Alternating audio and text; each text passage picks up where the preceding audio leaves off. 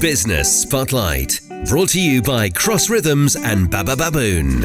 I'm Sonya Farrell. This is Business Spotlight in partnership with Cross Rhythms City Radio and Baba Baboon. Joining me in the studio this week, we've got the lovely Steve Cranston, who is from Lilac Films and also Norwell Lapley. And we're going to be finding out about both of them in just a second. But first of all, hello, Steve. Hi, Sonya. How are you? I'm really well. Thank you for having me on. First of all, Lilac Films. You've had the business for what I believe to be 15 years. Yep, that's correct. Lilac, it's not very often, or sometimes you might come across businesses who might reference colours or certain things. But come on, tell us, what is the reason behind the name Lilac Films? Well, so first thing is, it's my least favourite colour, which makes it a bit strange why I'd name my business after it. So when I first started, I was living in Leeds and we had our first office space that was this horrible shade of lilac colour. And I was called Steve Cranston Media back then. And when I've seen people, they always used to say, oh, go to the Lilac office. It's the Lilac office over there. And I thought, well, we kind of get a bit of an association with this now. And someone said to me, well, it'll be really good for your SEO. Back in mid-2010s, SEO was what everyone was talking about. So I thought, well, okay, I will name the business after this and see how that works. And actually, it did really well for our SEO. But then I had the problem of finding a brand that works with the lilac colour, which actually is a real challenge because this off shade of pink really is something that isn't the most masculine. But actually, I found as well, because not known to me when I first started the business, there's a lot of things I would have looked back on and said, I got quite lucky with this. We work slightly more heavily with females than we do with males on there. Softer pastel shades work quite well. So actually we try to redesign our brands around to fit that, knowing that most of the marketing managers we're working with tend to be female. So a little of that played into it. And then also the story you can create out of it. Lilac and purples are the colour of royalty. So it's prestigious. It holds a lot of precedence. So I always like things you can make a bit of a story from. So it was meant to be. I hope so. It was fate. 15 years in. 15 years in. And when you talk about it helped your SEO, can you just explain that? So SEO means search engine optimization. And in 2010, Google was in full swing. Everyone was competing for how can we get number one on Google, how can we go up the rankings on there. So SEO is all about what can you do to optimize it. And there's a whole load of things that can go into it. There's keywords that you use in copy. There's content that you put out. There's video content, blog content, audio content, podcasts. There's how you work different algorithms, how you use social media that goes into it. And then of course there's things like your domain and your name. What do you call yourself? If you have something like Steve Cranston Media, there's probably not many other Steve Cranstons there, so that's something that's fairly searchable. Whereas if you have something like the best film company in the world, then you're probably going to struggle on ranking that highly because you're going to have a lot more competition for that name. So choosing a name that actually isn't too competitive and something that is easy to remember, I think is always key. Definitely. And I mean, I can't say much. I've got a baboon, but we won't go into that. But Steve, you know, starting off in business 15 years ago, I can imagine, you know, it's been a bit of a roller coaster, like everybody does, and the different things that you've done, but the video production side of it and what you do with that. But for somebody who's looking to market themselves, for somebody, you know, whether it's a small business or a larger organisation, how is video, and in all honesty, I've had many conversations with lots of different businesses who do similar, but from you and from what you do, how is video used not only to help to maybe educate, but also to inspire others? What goes into it? So what I think is the real key thing about video is about how we communicate. So we look at the psychology of how do we as humans interact with one another. We have how we say words, the words we say, but also the tone of voice we use, and then how we present ourselves. A bit of this gesturing. If you're watching on video feed, you can see a bit of that. You can tell how someone's mood is by just seeing them without hearing them. And when you look at the psychology behind that, it works out something like only about 11% of what is recorded is the words that we say that people really look at. The tone of voice you use can change the dynamic of something massively. If I say, it's great versus It's great. Can sound very different, where you can tell a lot about someone, what they're saying based on the tone. And video absorbs all of those. With audio, of course, you've got tone and you've got the words. But with video, you've got tone, words, and body language. So I think psychology-wise, you're getting all of the senses in there. You can see how someone's expressing something. And as people, we like to interact in a way where we sort of like look at things like that. So it kind of goes back to, I guess, sort of like when we're first evolving, of actually, how do we trust each other? How do we build that trust and see that someone is sincere in what they were saying? So you can be, like you say, more relatable. Absolutely, yeah, absolutely. And with the power of social media now, how sort of, would you say again, powerful as well, video and the impact it could actually have in those short sort of snippets that do go out of quality on social media channels? Well, the biggest thing is I had to turn my camera 90 degrees to actually deal with phones now. So so much more is going out, knowing that the main source has changed. When I started, when I very first started, DVDs was still a big thing. We were on Betamax tape. I hope I'm not showing my age there as well. So people out there might not know what that is. Betamax, I should say, in film went on a lot longer than it did with the consumer industry. But we see this evolution. About every 10 years, there is a significant change. And right now, the devices that we use have changed. Laptops and computers are still used, but they're not really the major source. Phones are. More people are watching content through phones, be that on websites, be that on social media, and the method that they look at it is different. So as companies, we have to evolve with that. But the heart of it hasn't changed. So it's still about good storytelling. Whether it's a case of they're watching on a phone or they're watching in a cinema, if you think about the experience you get, what makes you stick with something is, well, are you engaged by it? Is there a story behind it? Are you connected to it? And I think that's a big thing that's often missed, is we often get too bothered with the technical and forget that there's story at the heart of it. Yeah, and storytelling, I'm a true believer, has a massive impact and can be, a massive impact on various different things.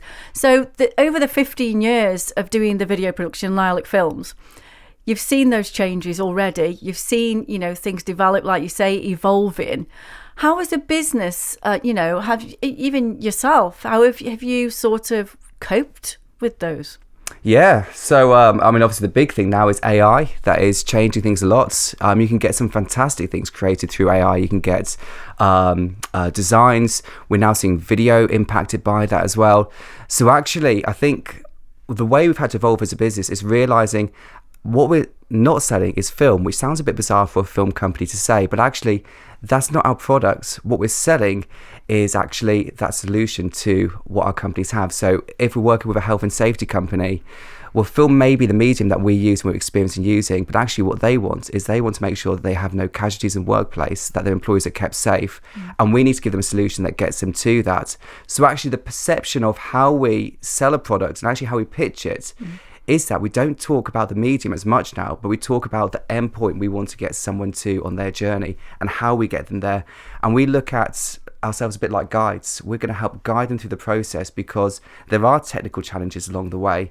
So our evolution has been very much about, well, why we use film, and film is what we do. It's not the product that we sell. It's a bit like the old adage, you don't buy a drill so that you can drill holes. You'd buy a drill so that you can hang a beautiful piece of art on the wall. It's what it does that we focus on. And that's been the big evolution I think businesses struggle to go through, is recognizing actually your customers aren't interested in the how you do it. They're interested in what it means to them. So pull it back to their story and make it about what's important to them, so that they can see that actually you understand their priorities and you're not just building on your own priorities. And just going through that process, sometimes businesses, I think sometimes, who don't necessarily understand the creative side or the creative industry, what challenges have you come across, to try and get that message across to businesses, and how much, work and skill is actually involved in it? I think part of it is challenging business to take risk. Being creative is something that is not always for the risk averse. You can do something that's very safe, that could be very functional, but then always looks like someone else. I think a great example of a business actually that did something different that actually didn't make any commercial sense is Five Guys. So if you've ever eaten at Five Guys, you'll know that when you order chips from them, you get a scoop of chips that go into the cone, and they put another scoop that they just chuck in the bag and just dump there. Now, from a financial director's perspective, they'd say, well, that needs to be accounted for. But there's something mentally that we take of actually being given something for free.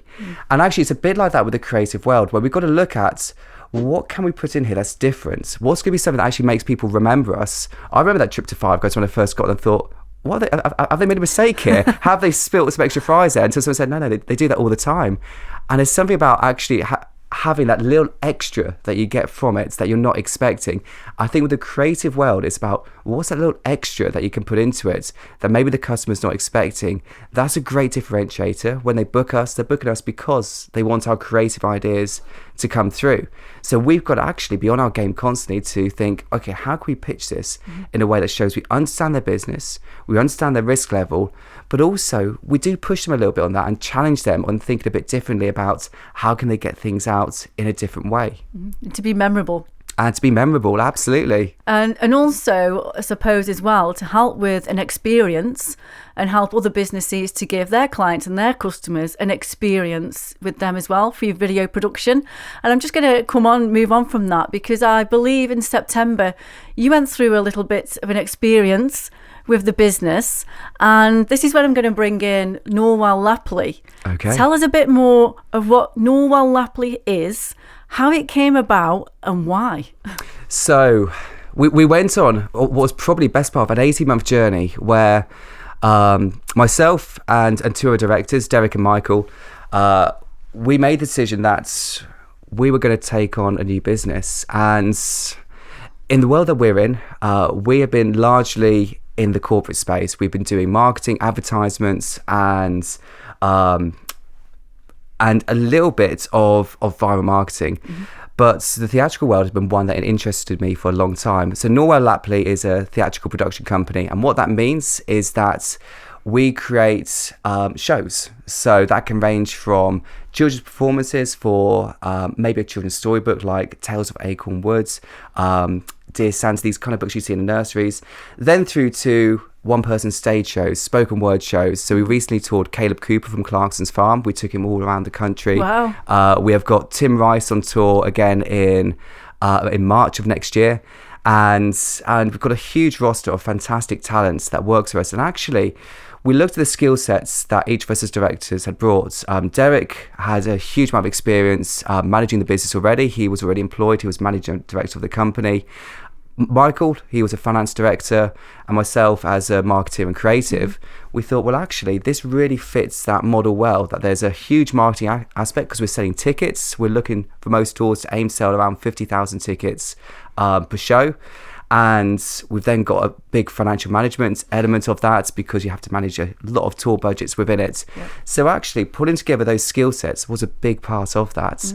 And I'm really pleased to say we took on the business from the 1st of September officially and bought out the existing owner and is now fully ours. It's fully yours. Congratulations. Oh, thank you. It sounds like a very exciting venture, to be honest, from what you've just said there.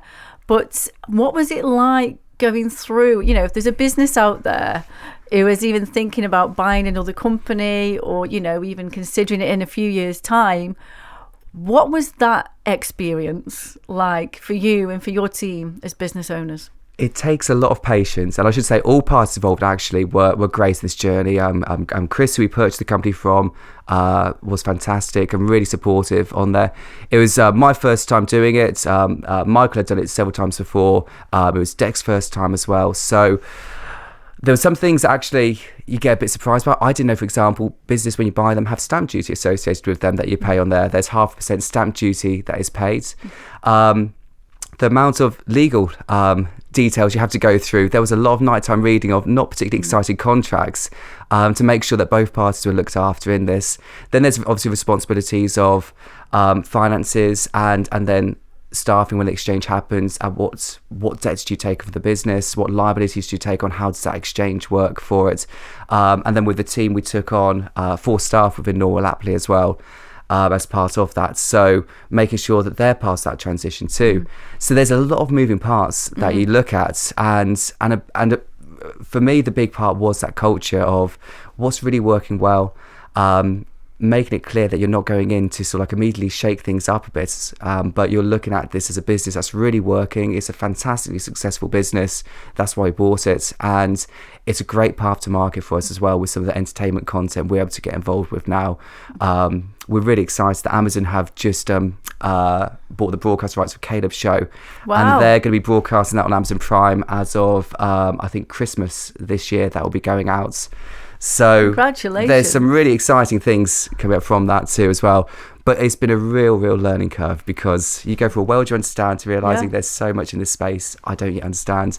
So you've got to have the patience to really get your head around it. And 15 years ago, would you ever imagine that you would buy or be involved in a company like that? Or was that something you'd always sort of, you thought you'd like to aim to, or is it ever on the radar? You know, just owning a business in the first place, no one in my family has ever gone down that route. My father worked for Devonshire County Council for 30 years. My mum was a teacher, and business didn't really run through our family's DNA. So the fact that I own 2 businesses and I've gone down that journey is huge. So yeah, short answer, no, not in a million years would I have thought I would have been in this place. Yeah. It certainly wasn't something that I was heading towards. I was just really fortunate to get some great advice along the way, have some great mentors and some people that actually did take me under their wing, give me some really good advice early on. And there's a lot of good podcasts and training out there as well that helps you on the way. And I'm just going to ask you one more thing on both businesses. So with Lilac Films and Norwell Lapley, now, both sort of kind of, doing different things in a way, but do obviously work together. What is it like a completely different, experience and everything, obviously, helping to promote tours than it is with maybe a more of a corporate, or do a lot of things cross over with like the strategy process? It's a bit of both. The theatrical world is very different to film, because of course you only get one chance at it. If you mess up a show, you know what, there's no coming back from that. Whereas if we mess up a take in film, we just do it again. So that's sort of things of recognising how much rehearsal time we need to actually get a show right, and how important choosing the right crew is for those shows to prepare people properly for them. The coaching side of things, often we're working with authors that are great novelists but need a bit of support in getting themselves stage ready. And then you work with some people where there's they come with a lot of experience, and actually you have to be a good people manager for that. But then there's the similarities where we've done some great pieces with Dom Jolly recently. Now I think a few of us maybe old enough to remember him when he was on TV, but he's on tour with us currently, and we did a load of media stuff, and actually that felt right at home, because we're having it in the studio. We were with someone really creative, bouncing around ideas, and again, that just felt like this is the comfort zone on there. But I think the big part of business is being prepared to step out of your comfort zone. I want to be continuously learning, and that's the exciting part of the journey, is that it's the things that you don't always get right that you learn the most from. So the biggest thing I've learned is actually don't be afraid to take risks with it as well. So just because you don't know something doesn't mean it's necessarily something you shouldn't do, but you do need someone that does know it well to actually be able to take those steps with it. So not being afraid to fail, because that's where you learn, is a big part of this. So Steve, 15 years down the line, you've now got 2 businesses. I know it's only still early days with Norwell Lapley, obviously that's the biggest massive thing, and again congratulations with everything on that. But what would you like to see or foresee? I don't know if you've got any plans or for the future, the next 12 months, on where you would like to take things. Are you taking over the world? Well, we're ambitious, certainly. I know one thing that our next step is that we'd like to look at is we'd like to take on a full venue. So a theatrical venue is something that we're very much having in the back of our mind on our 10-year plan of we'd like to find one that we could take on the full license for, have a box office and run that as a base of where we could really plant our shows to start with as a testing ground. We absolutely want to take on more children's licenses as well. So we're looking at working with a lot of new authors. So we're looking at a lot of these up and coming ones as well that create some great children's content, as well as some more established ones like the Julia Donaldsons of the world. From Lilac's perspective, we've got some really exciting documentary stuff coming out as well. We've just completed a fantastic documentary in Scotland looking at the reintroduction of golden eagles and lynxes over the course of a year to pave the way for what that might look like in 10 years' time if that journey does happen. And We've got some broadcasters interested in that. We've just premiered it in several Scottish cinemas last week, so that's really, really fresh news there. So we'd really love to see that grow. So broadcast is going to be a big part of where we're looking to move in, and we know Norwell Lapley is going to be a big part of that journey for Lilac as well, because it gives us that access to some fantastic talent where we're linked in with those agents. We've got a great video production company that's part of that journey, and really, if we can take over the world in media, that is an ambition on there. But certainly for Norwell, we want that to be the top in what it does on there, because we're not far from that as well with our level of competition that we've got currently. Steve, thank you so much. Thank you for coming in on Business Spotlight. Will you come back in the future? I'd be delighted to, Sonya. Thank you so much for having me. No problem. That's Steve Cranston here on Business Spotlight with me, Sonya Farrell, in partnership with Cross Rhythm City Radio and Baba Baboon. Business Spotlight, shining a light on our local business community. Brought to you by Cross Rhythms and Baba Baboon.